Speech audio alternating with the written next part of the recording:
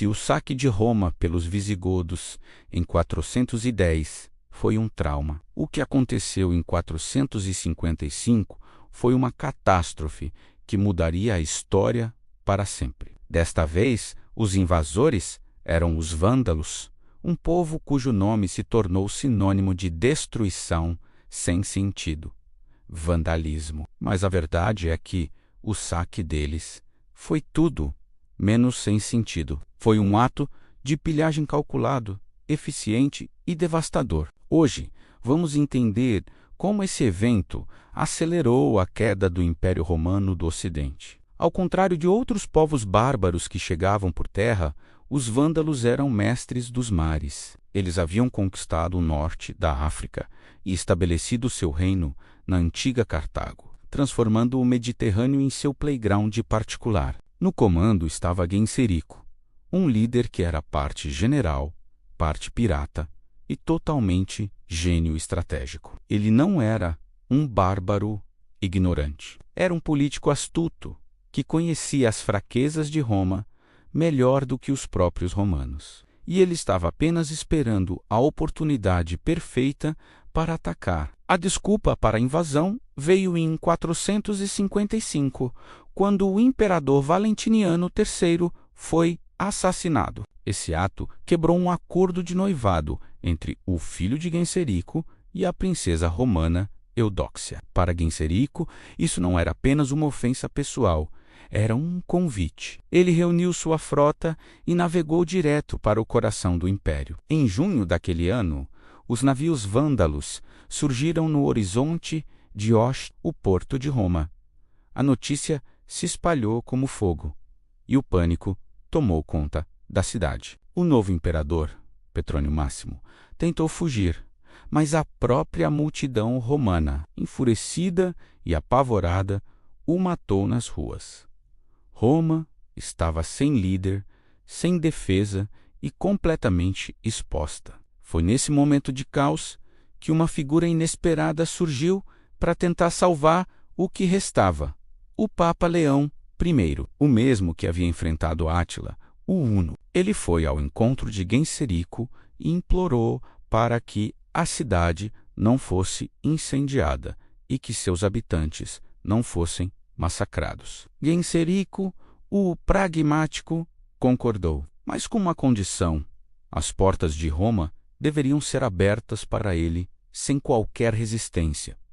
Ele não queria uma batalha, queria o tesouro. O acordo foi selado. Os vândalos entraram em Roma, não como conquistadores que destroem tudo, mas como cobradores de dívidas extremamente eficientes. E assim começou a pilhagem mais sistemática que a Cidade Eterna já viu. Diferente dos visigodos, que ficaram apenas 3 dias, os vândalos passaram 2 semanas inteiras, 14 dias, esvaziando Roma. Eles foram metódicos. Imagine equipes de soldados indo de palácio em palácio, de templo em templo, com um inventário do que levar. Eles arrancaram as telhas de bronze dourado do templo de Júpiter, uma das maravilhas arquitetônicas da cidade. Levaram estátuas de ouro e prata, móveis preciosos e toda a riqueza que conseguiam carregar. O mais impressionante é que eles levaram os tesouros sagrados do Templo de Jerusalém, incluindo o famoso candelabro de 7 braços, a Monurá. Esses artefatos haviam sido trazidos para Roma pelo imperador Tito séculos antes, e agora estavam a caminho de Cartago, a nova capital vândala. Além dos tesouros, milhares de cidadãos romanos, incluindo a imperatriz Eudóxia e suas filhas, foram levados como reféns e escravos. Foi um sequestro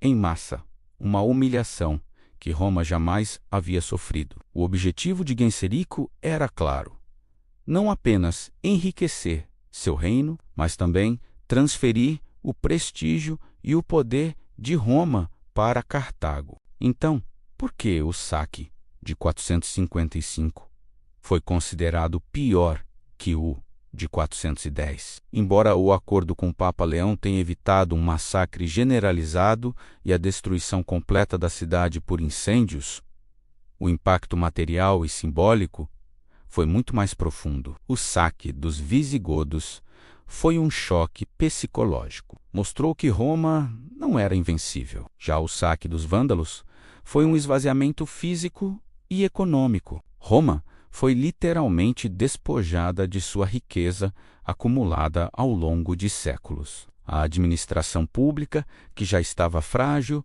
simplesmente entrou em colapso. Não havia mais dinheiro para pagar soldados, funcionários ou manter a infraestrutura. Vamos comparar rapidamente os dois eventos. Em 410, Alarico e os visigodos queriam terras e reconhecimento político. O saque durou 3 dias e o dano foi principalmente moral.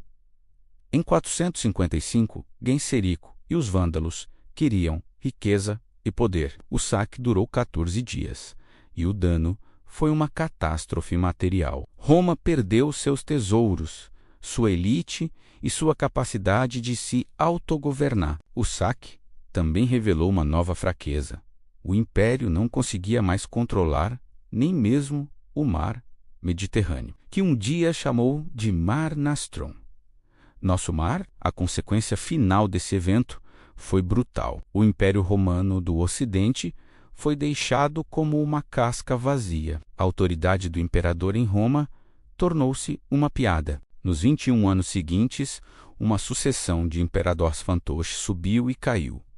Mas o poder real estava nas mãos dos generais bárbaros. O golpe de 455 foi tão devastador que o império nunca se recuperou. Em 476, apenas uma geração depois, o último imperador, um jovem chamado Rômulo Augusto, foi deposto sem cerimônia. Ninguém se importou. O Império Romano do Ocidente não terminou com um estrondo, mas com um suspiro silencioso, esvaziado de sua glória, riqueza e propósito pelo saque implacável dos vândalos. Obrigado por assistir. Se você gostou de mergulhar nessa história fascinante, não se esqueça de deixar seu like, se inscrever no canal e ativar o sininho para não perder os próximos vídeos. Até a próxima!